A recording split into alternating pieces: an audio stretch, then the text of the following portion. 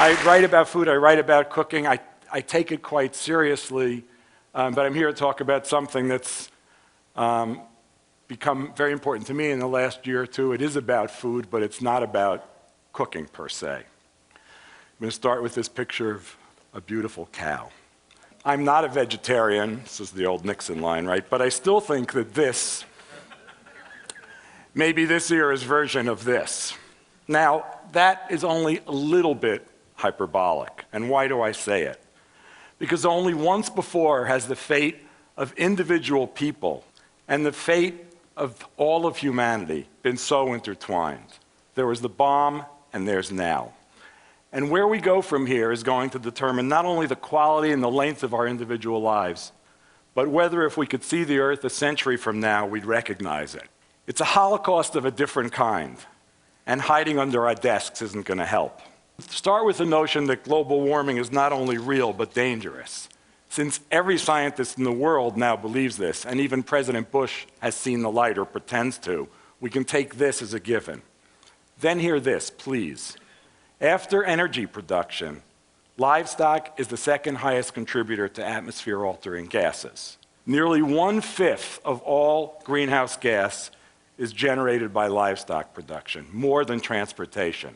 Now, you can make all the jokes you want about cow farts, but methane is 20 times more poisonous than CO2, and it's not just methane. Livestock is also one of the biggest culprits in land degradation, air and water pollution, water shortages, and loss of biodiversity. There's more. Like half the antibiotics in this country are not administered to people, but to animals. But lists like this become kind of numbing. So let me just say this. If you're a progressive, if you're driving a Prius, or you're shopping green, or you're looking for organic, you should probably be a semi-vegetarian. Now, I'm no more anti-cattle than I am anti-Adam, but it's all in the way we use these things. There's another piece of the puzzle, which Ann Cooper talked about beautifully yesterday, and one you already know. There's no question, none, that so-called lifestyle diseases, diabetes, heart disease, stroke, some cancers, are diseases that are far more prevalent here than in anywhere in the rest of the world. And that's the direct result of eating a Western diet. Our demand for meat, dairy, and refined carbohydrates, the world consumes 1 billion cans or bottles of Coke a day. Our demand for these things, not our need, our want, drives us to consume way more calories than are good for us. And those calories are in foods that cause, not prevent, disease. Now, global warming was unforeseen. We didn't know that pollution did more than cause bad visibility. Maybe a few lung diseases here and there, but that's not such a big deal. The current health crisis, however, is a little more the work of the evil empire. We were assured that the more meat and dairy and poultry we ate, the healthier we'd be. No.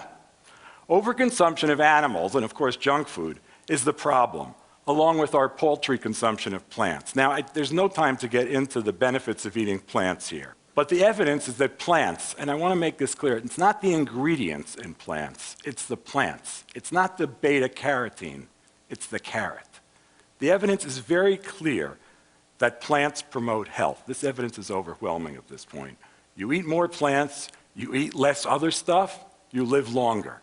Not bad. But back to animals and junk food. What do they have in common? One, we don't need either of them for health. We don't need animal products, and we certainly don't need white bread or Coke. Two, both have been marketed heavily, creating unnatural demand. We're not born craving Whoppers or Skittles. Three, their production has been supported by government agencies at the expense of a more health and earth-friendly diet. Now, let's imagine a parallel. Let's pretend that our government supported an oil-based economy while discouraging more sustainable forms of energy, knowing all the while that the result would be pollution, war, and rising costs. Incredible, isn't it? Yet they do that, and they do this here. It's the same deal. The sad thing is, when it comes to diet, is that even when well-intentioned feds try to do right by us, they fail. Either they're outvoted by puppets of agribusiness, or they are puppets of agribusiness. So when the USDA finally acknowledged that it was plants rather than animals that made people healthy. They encouraged us, via their overly simplistic food pyramid, to eat 5 servings of fruits and vegetables a day, along with more carbs. What they didn't tell us is that some carbs are better than others, and that plants and whole grains should be supplanting meat and junk food. But industry lobbyists would never let that happen. And guess what? Half the people who develop the food pyramid have ties to agribusiness. So instead of substituting plants for animals, our swollen appetites simply became larger, and the most dangerous aspects of them remained unchanged. So-called low-fat diets, so-called low-carb diets, these are not solutions. But with lots of intelligent people focusing on whether food is organic or local, or whether we're being nice to animals, the most important issues just aren't being addressed. Now, don't get me wrong.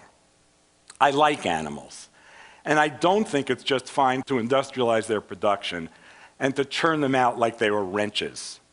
But there's no way to treat animals well when you're killing 10 billion of them a year. That's our number, 10 billion. If you strung all of them, chickens, cows, pigs, and lambs, to the moon, they'd go there and back 5 times, there and back. Now, my math's a little shaky, but this is pretty good. And it depends whether a pig is 4 feet long or 5 feet long, but you get the idea. That's just the United States. And with our hyperconsumption of those animals producing greenhouse gases and heart disease, kindness might just be a bit of a red herring. Let's get the numbers of the animals we're killing for eating down, and then we'll worry about being nice to the ones that are left. Another red herring might be exemplified by the word locavore, which was just named Word of the Year by the New Oxford American Dictionary, seriously.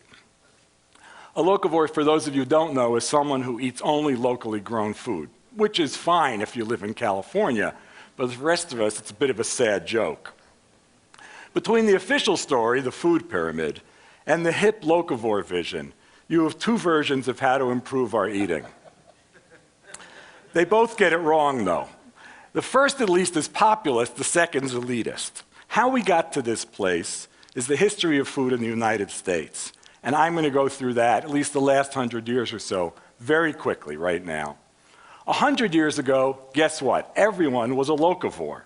Even New York had pig farms nearby, and shipping food all over the place was a ridiculous notion. Every family had a cook, usually a mom, and those moms bought and prepared food. It was like your romantic vision of Europe. Margarine didn't exist. In fact, when margarine was invented, several states passed laws declaring that it had to be dyed pink, so we'd all know that it was a fake. There was no snack food, and until the 20s, until Clarence Birdseye came along, there was no frozen food. There were no restaurant chains. There were neighborhood restaurants run by local people, but none of them would think to open another one. Eating ethnic was unheard of unless you were ethnic. And fancy food was entirely French. As an aside, those of you who remember Dan Aykroyd in 1970s doing Julia Child's imitations can see where he got the idea of stabbing himself from this fabulous slide. Back in those days, before even Julia, back in those days, there was no philosophy of food. You just ate. You didn't claim to be anything. There was no marketing. There were no national brands. Vitamins had not been invented. There were no health claims, at least not federally sanctioned ones. Fats, carbs, proteins, they weren't bad or good. They were food. You ate food. Hardly anything contained more than one ingredient because it was an ingredient. The cornflake hadn't been invented. The Pop-Tart, the Pringle, Cheese Whiz, none of that stuff. Goldfish swam. It's hard to imagine. People grew food and they ate food. And again, everyone ate local. In New York, an orange was a common Christmas present because it came all the way from Florida. From the 30s on, road systems expanded, trucks took the place of railroads, fresh food began to travel more, oranges became common in New York. The South and West became agricultural hubs, and in other parts of the country, suburbs took over farmland. The effects of this are well known, they're everywhere, and the death of family farms is part of this puzzle, as is almost everything, from the demise of the real community to the challenge of finding a good tomato even in summer. Eventually, California produced too much food to ship fresh. so it became critical to market canned and frozen foods. Thus arrived convenience. It was sold to proto-feminist housewives as a way to cut down on housework. Now, I know everybody over the age of like 45's mouths are watering at this point. And if we had a slide of Salisbury steak, even more so, right? But this may have cut down on housework, but it cut down on the variety of food we ate as well. Many of us grew up never eating a fresh vegetable, except the occasional raw carrot or maybe an lettuce salad. I, for one, and I'm not kidding, didn't eat real spinach or broccoli till I was 19. Who needed it, though? Meat was everywhere. What could be easier, more filling, or healthier for your family than broiling a steak?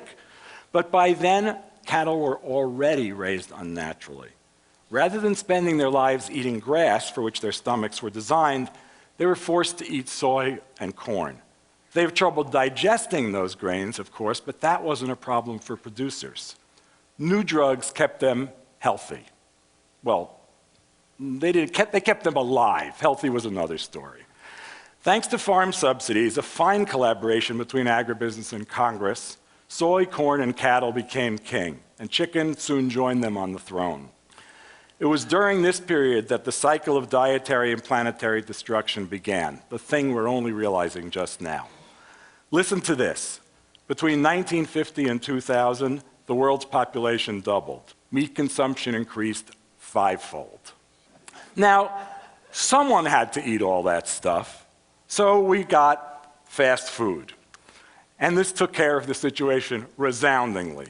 Home cooking remained the norm, but its quality was down the tubes. There were fewer meals with home-cooked breads, desserts, and soups, because all of them could be bought at any store. Not that they were any good, but they were there. Most moms cooked like mine. A piece of broiled meat, a quickly made salad with bottled dressing, canned soup, canned fruit salad, maybe baked or mashed potatoes, or, perhaps the stupidest food ever, minute rice. For dessert, store-bought ice cream or cookies. My mom is not here, so I can say this now. This kind of cooking drove me to learn how to cook for myself. It wasn't all bad. By the 70s, forward-thinking people began to recognize the value of local ingredients. We tended gardens, we became interested in organic food, we knew or we were vegetarians. We weren't all hippies either. Some of us were eating in good restaurants and learning how to cook well. Meanwhile, food production had become industrial. Industrial. Perhaps because it was being produced rationally, as if it were plastic. Food gained magical or poisonous powers, or both. Many people became fat-phobic. Others worshiped broccoli as if it were godlike. But mostly they didn't eat broccoli. Instead, they were sold on yogurt, yogurt being almost as good as broccoli. Except in reality, the way the industry sold yogurt was to convert it to something much more akin to ice cream. Similarly, let's look at a granola bar. You think that that might be healthy food, but in fact, if you look at the ingredient list, it's closer in form to a Snickers than it is to oatmeal. Sadly, it was at this time that the family dinner was put in a coma, if not actually killed. Beginning of the heyday of value-added food, which contained as many soy and corn products as could be crammed into it. Think of the frozen chicken nugget. The chicken is fed corn, and then its meat is ground up and mixed with more corn products to add bulk and binder, and then it's fried in corn oil. All you do is nuke it. What could be better? And sad, horribly, pathetically, by the 70s, home cooking was in such a sad state that the high fat and spice contents of foods like McNuggets and Hot Pockets, and we all have our favorites actually, made this stuff more appealing than the bland things that people were serving at home. At the same time, masses of women were entering the workforce, and cooking simply wasn't important enough for men to share the burden. So now, you got your pizza nights, you got your microwave nights, you got your grazing nights, you got your fend for yourself nights, and so on. Leading the way, what's leading the way? Meat, junk food, cheese, the very stuff that will kill you. So now we clamor for organic food. That's good. And as evidence that things can actually change, you can now find organic food in supermarkets and even in fast food outlets. But organic food isn't the answer either, at least not the way it's currently defined. Let me pose you a question. Can farm-raised salmon be organic when its feed has nothing to do with its natural diet, even if the feed itself is supposedly organic, and the fish themselves are packed tightly in pens, swimming in their own filth? And if that salmon's from Chile, and it's killed down there, and then flown 5,000 miles, whatever, dumping how much carbon into the atmosphere? I don't know. Packed in styrofoam, of course, before landing somewhere in the United States and then being trucked a few hundred more miles. This may be organic in letter, but it's surely not organic in spirit. Now here's where we all meet. The locavores, the organivores, the vegetarians, the vegans, the gourmets, and those of us who are just plain interested in good food. Even though we've come to this from different points, we all have to act on our knowledge to change the way that everyone thinks about food. We need to start acting. And this is not only an issue of social justice, as Ann Cooper said, though of course she's completely right, but it's also one of global survival. Which brings me full circle and points directly to the core issue, the overproduction and overconsumption of meat and junk food. As I said, 18% of greenhouse gases are attributed to livestock production. How much livestock do you need to produce this? 70% of the agricultural land on Earth, 30% of the Earth's land surface is directly or indirectly devoted to raising the animals we'll eat. And this amount is predicted to double in the next 40 years or so. And if the numbers coming in from China are anything like what they look like now, it's not going to be 40 years. There is no good reason for eating as much meat as we do, and I say this as a man who has eaten a fair share of corned beef in his life. The most common argument is that we need nutrients, even though we eat, on average, twice as much protein as even the industry-obsessed USDA recommends. But listen, experts who are serious about disease reduction recommend that adults eat just over half a pound of meat per week. What do you think we eat per day? Half a pound. But don't we need meat to be big and strong? Isn't meat eating essential to health? Won't a diet heavy in fruit and vegetables turn us into godless, sissy liberals? Some of us might think that would be a good thing. But no. Even if we were all steroid-filled football players, the answer is no.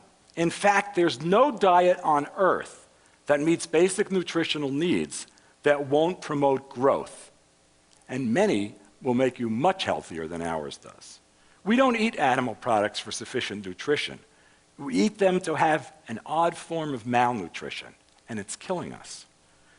To suggest that in the interest of personal and human health, Americans eat 50% less meat, it's not enough of a cut, but it's a start. It would seem absurd, but that's exactly what should happen. And what progressive people, forward-thinking people, should be doing and advocating, along with a corresponding increase in the consumption of plants. I've been writing about food more or less omnivorously, one might say indiscriminately, for about 30 years. During that time, I've eaten and recommended eating just about everything. I'll never stop eating animals, I'm sure. But I do think that for the benefit of everyone, the time has come to stop raising them industrially and stop eating them thoughtlessly. Ann Cooper's right. The USDA is not our ally here.